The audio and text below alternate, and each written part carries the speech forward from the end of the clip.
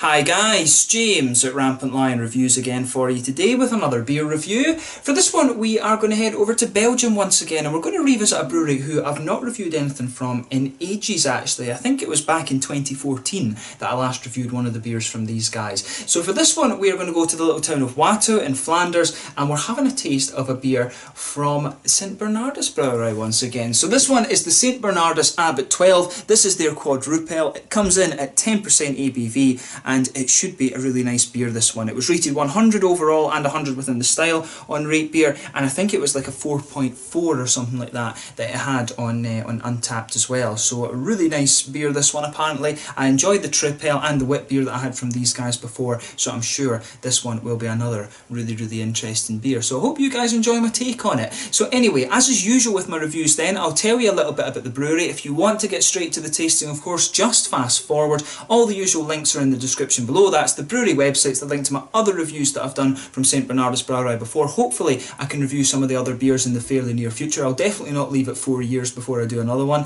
There's all the usual social media. If you want to see more beer reviews, do please consider subscribing to the channel. The whole channel of course has a geography based tagging system, so you can go into the home page and search for beer based on country, city, state, county, prefecture, whatever it is you're interested in. Do check out the playlist of beers from different countries. There is one there for all the Belgian beers that I've reviewed for you, and that is constantly being added to. And as always, please do get in touch and let me know some of the other beers and breweries that you guys would like to see me review. It's always great to hear from you guys that are watching the videos, and the support that you show the channel is hugely appreciated. So anyway, to tell you a little bit about the Bernardus Brewery then. So as I mentioned, this brewery is from a little village called Watou in Flanders, which is right next to the border in France. It's actually really close to Ypres, which is a really famous town in terms of the First World War. It was the only town actually that the Allies managed to hold during the First World War. But the history of this brewery is actually associated with two different Trappist monasteries, one of whom had a cheese factory and the other one who had a brewery, of course. So the first is that of the Trappist monks at the Mont des Cats in the Godvarsvelde in France, and due to the anti-clerical policy, you know, the secularisation that was going on at the beginning of the 20th century,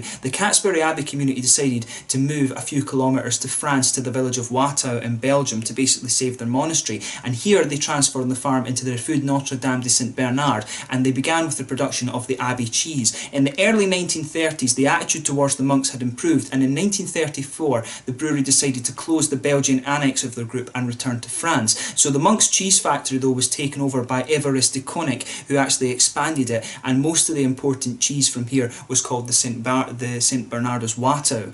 But this cheese factory was sold in 1939 and is now owned by Belgomilk in Moerslede. So the second Trappist monastery that was associated with this one are the Trappist monks of Westvleteren, of course. So following the Second World War, this monastery was looking for somebody to commercialise their beer because they didn't want to do it themselves anymore. So they gave the licence to the cheese factory, and then Brouwerij St Bernardus was founded at that time as well. So the brewmaster from Westvleteren, who was Matthew Sisfranski, of Polish origin of course, he became a partner in the brewery and brought with him the knowledge, recipes and the St Sixtus yeast strain as well. So originally the brewery were selling their beers under the name Trappist Westvleteren, St Sixtus, and then later just as Sixtus, but they brewed these beers for 46 years while the monks continued to brew for themselves and their pubs in their neighbourhood, of course. But in 1992 the original licence came to an end and the brewery was rebranded as St Bernardus Brouwerij. However, the recipes kind of remained the same. So these beers, if you like, that they're producing at the St Bernardus Brewery, they use Trappist recipes, but they're not officially Trappist beers anymore, if that makes sense. But this licence was revoked because the Trappist monasteries decided to go along with the Trappist Association,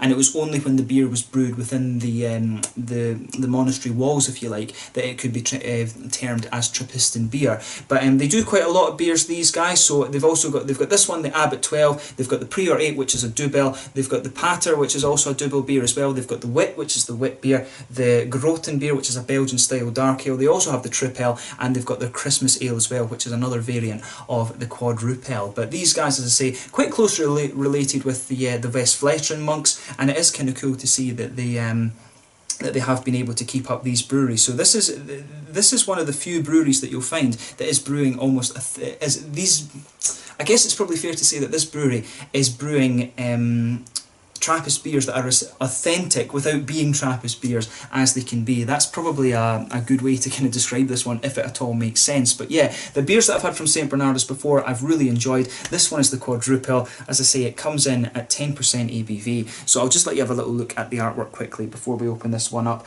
All these beers, incidentally, from St Bernardus have very similar styles of artwork. I think it might actually just be a different colour that each label has. I'm sure the Tripel is a green one and the wit beer is a kind of silvery one, and of course the beer that the monk has in the glass is actually a bit different as well. I wonder if the monk's got a happier face the higher the alcohol content. That would be quite funny, of course. But there you can see the little top label. That's common on quite a few Belgian beers, and each of them do of course have their own unique bottle cap as well. I do still have the bottle cap for the Tripel and the wit beer that I reviewed before. But yeah, like I say, 10% ABV this one. It recommends to serve between 8 and 12 degrees. It will be somewhere in the region of 8 or 9 degrees at the moment, so I think it is pretty perfect. And it says on the back here in Dutch and in French, or Flemish and French I guess I should say, Abt beer and Bier de Abt as well. So yeah, nicely presented beer this one. So without further ado then, let's get it out and on with the tasting. There you can see on the side there, Belgian family producers as well. So yeah, let's get it out and we'll see how we get on with this beer. Really looking forward to this. Nice bit of a smoky opening there as we open it up, and we'll get it out and into the glass. As I always say with the Belgian beers, you really need to watch just to make sure that the head doesn't go too crazy on them, because these beers of course are bottle fermented and it can go a little bit mental. But I think this one's just going to pour quite nicely actually. So there we are. So yeah, as you can see then, this beer has poured pretty much as we would have expected to. It's a nice dark, I would say, I think it's a really dark chestnut colour, that one, because if I put it up to the light up here, I'm actually getting quite a nice dark ruby edge to it. There's a solid finger and a half of a frothy, kind of beigey tan head on this one. Some big bubbles sticking towards the side of the glass, quite a few little ones just going up towards the bottom of that head there. You can actually see there's a few little bits of sediment just floating around in the bottom of this. It's not little chunks, it's just very, very small particles actually, but there is quite a bit of carbonation just visible going up to the bottom of that beer there. I'm sure if this beer was a bit lighter actually, it would be fairly transparent. I don't think it's an overly hazy beer going by the amount of light that's coming through it, but pretty much as you would expect from a Quadrupel. Really nice sort of dark rose ebony kind of chestnut colour, this one. A lot of nice ruby character through it, and a lot of nice ruby colour to it when you open it up and let the light through it of course. But yeah, nicely presented beer this one, and so let's take a closer look at the aroma then and see how we get on.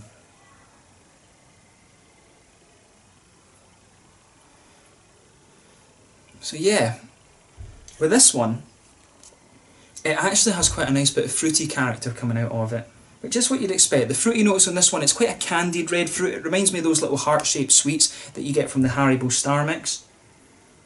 But there's maybe a little bit of a, there's maybe a little bit of a kind of raisin plummy sort of thing to that. It's quite a juicy red fruit that's coming to this one. Might be actually figs, to be honest with you. But yeah, the aroma on this one, it doesn't seem overly pungent to me. But yeah, you can pick up a nice bit of brown sugar to it. You can pick up the big Belgian bready yeast as well. It's got a big kind of brown bready yeast to it, this one. As I say, the sort of biscuity, caramelly notes to this one kind of mix in with that. It's got a good little bit of a toasted caramel note to the beer as well, actually. And to me, there's a wee element of kind of... There's definitely an element of nuttiness to this beer, actually, which is kind of interesting. So yeah, it pretty much has everything you would expect. There's maybe a wee hint of a kind of slightly grassy or earthy note from the hops. It's maybe a sort of slightly noble hop aroma comes out of this one, but that's very minimum. The aroma of this beer really leans towards that big, doughy, bready, yeasty kind of thing. As I say, it's a sort of brown bready yeast that kind of comes out of this one. That is what you expect of the Quadrupel, sorry. And it definitely has, there is definitely an element of kind of noble hops in here. I would wonder if it's Czech noble hops actually. But it could be Czech or German. It could be Sats or Tettnanger or Hallertau even. It's definitely got that little bit of slightly sweet, earthy quality to it. But yeah, just take a little bit of time and enjoy the aroma of the beer before you get stuck into it. But it does smell really, really nice, this one. and it does lean, the kind of caramelly malts, it leans towards the sweet, malty side of things, and the kind of fruity, juicy side of things as well. But as I say, it's a lovely smelling beer. The biscuity notes and the kind of caramel wafery quality that it has is just lovely. So as I always say, take a little bit of time and enjoy the aroma of the beer before you get stuck into it. But let's have a try of this one now. So this is the St Bernardus Abt 12, the Quadrupel at 10% from St Bernardus Brewery in Watou in Flanders over in Belgium. Let's get stuck into this one. Prost, Santé, Slàinte, Skål.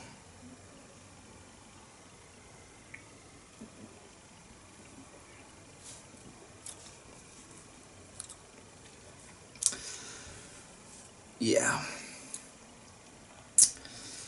I have to say, you know, it's just a bloody good beer.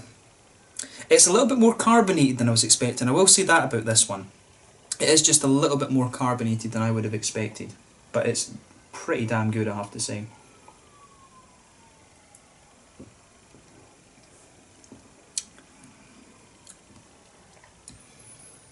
Yeah, if you get the chance to try this beer, have a go at it, because it is just lovely. I mean, I can see why this one is so highly rated. With a lot of these Belgian beers, you know, they're classics. I mean, you know, the German, I always talk about the German Dunkels, the German Doppelbocks, the Belgian Tripels, the Belgian Quadrupels. You know, they really are just classic beers, actually. And I mean, I know in Belgium and the Netherlands, you know, there's a lot of craft brewers popping up there, but the traditional beer in the likes of Czech Republic, Germany, and Belgium as well, it's top notch. It really is. I love it.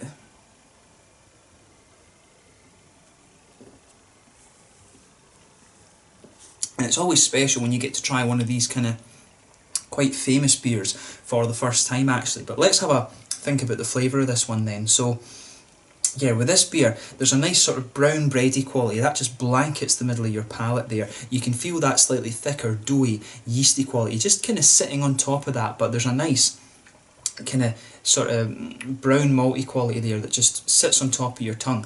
Gradually, as you move further and further into the flavour, there's a nice sort of sweet sweetness starts to come out of it. It's a sort of toasted caramel, but at the same time it is quite sweet. There's almost a little bit of a kind of caramel wafer or honeycomb quality to this beer as well, which is really nice.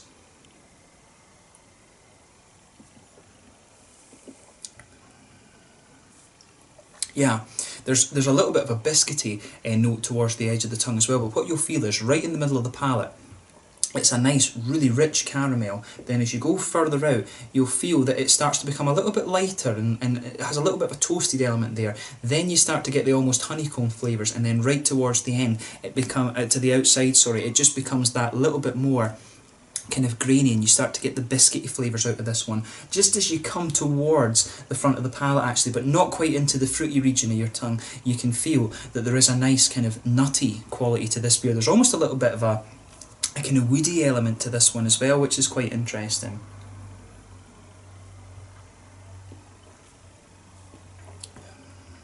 Yeah, you can feel that sort of woody quality just sort of coming out, sort of forming the linchpin to the beer towards the front of the tongue, and on top of that you start to get these nice kind of nutty notes out of the beer. But I would say it does lean a little bit more towards the kind of woody note, and there is a little bit of that toasted kind of caramel just creeping in on top of that, which is quite nice.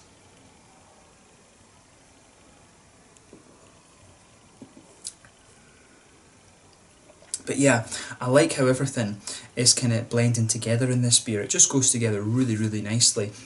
In terms of the hoppy side of the beer, I think my prediction from the aroma was right. I do suspect that there's either German or Czech hops in this one.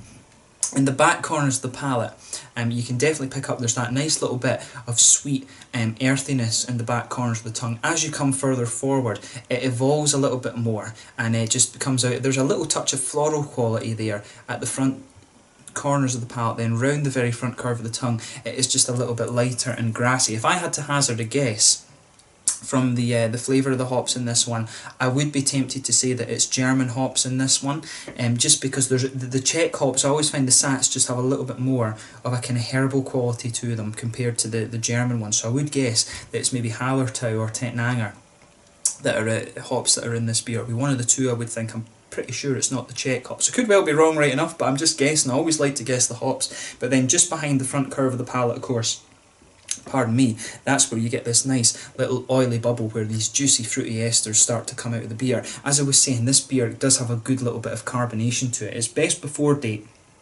is the 4th of October 2021, so I'm guessing that usually you can leave these in the bottle for about 5 years, so I think it's probably been bottled sometime around 2016, so that maybe is why it's a little bit more carbonated than it is. But you do want a little bit of age on these beers, to be honest with you. It does mature a little bit better.